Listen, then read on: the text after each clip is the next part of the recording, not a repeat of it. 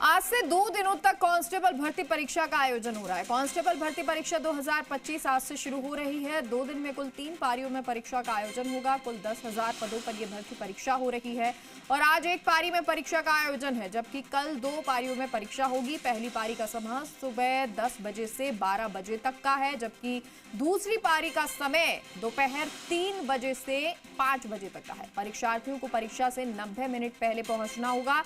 30 minute पहले परीक्षा केंद्र के गेट बंद हो जाएंगे। पहली पारी में 2,09,987 उम्मीदवार शामिल होंगे। कांस्टेबल भर्ती परीक्षा के लिए स्पेशल ट्रेनें चलाई गई हैं। कांस्टेबल भर्ती परीक्षा में कड़ी निगरानी रखी जाएगी।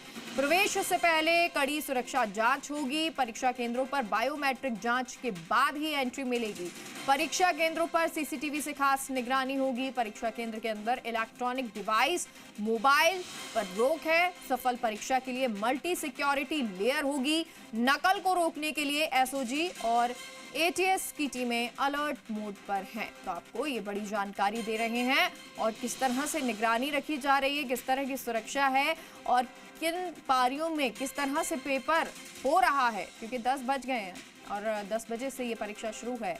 आज से 2 दिन कांस्टेबल भर्ती परीक्षा का आयोजन हो रहा है। कांस्टेबल भर्ती परीक्षा 2025 आज से शुरू हो गई है और 2 दिन में कुल 3 पारियों में परीक्षा का आयोजन होगा।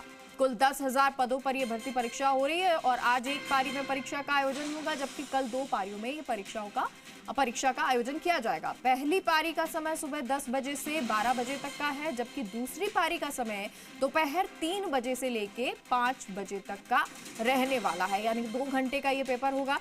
परीक्षार्थियों को परीक्षा से 90 मिनट पहले पहुंचना होगा।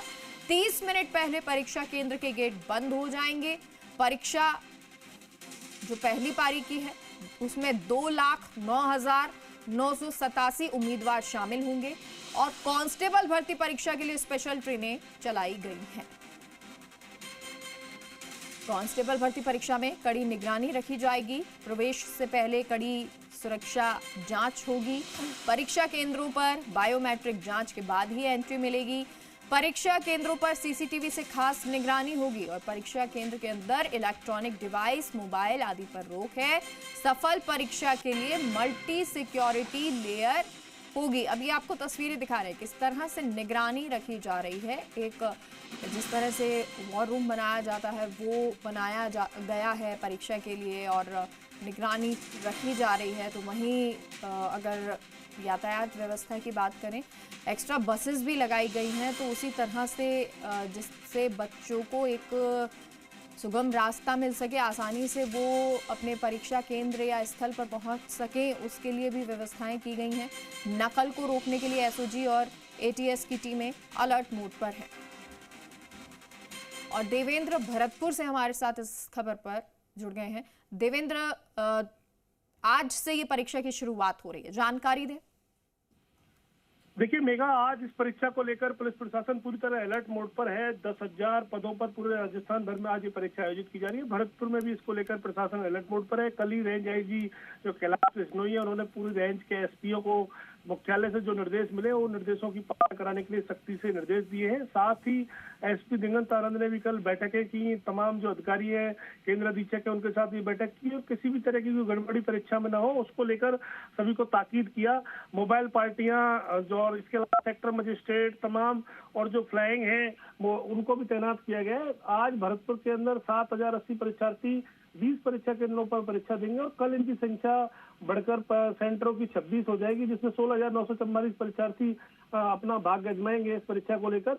और परीक्षा को लेकर खासे इंतजाम किए गए हैं। जो सेंटर है वहां पर जैमर लगाए गए हैं, वीडियोग्राफी कराई गई है और जो अभ्यर्थी है उनको प्रवेश पूरी चेकिंग के बाद ही दिया जाएगा। जो पीएचक्यू की गाइडलाइन है उनकी 100% पालना हो, इसके निर्देश सभी पुलिसकर्मियों को दिए गए हैं। सभी की ट्रेनिंग कराई गई है और जहां स्ट्रांग रूम, जहां परीक्षा प्रश्न पत्र को रखा गया है उनकी भी वीडियोग्राफी कराई गई है और पूरा लाने ले जाने का जो प्रोसेस है वो भी पूरा वीडियोग्राफी के अंदर होगा और उसकी पूरा जो कंट्रोल है वो PHQ में रहेगा।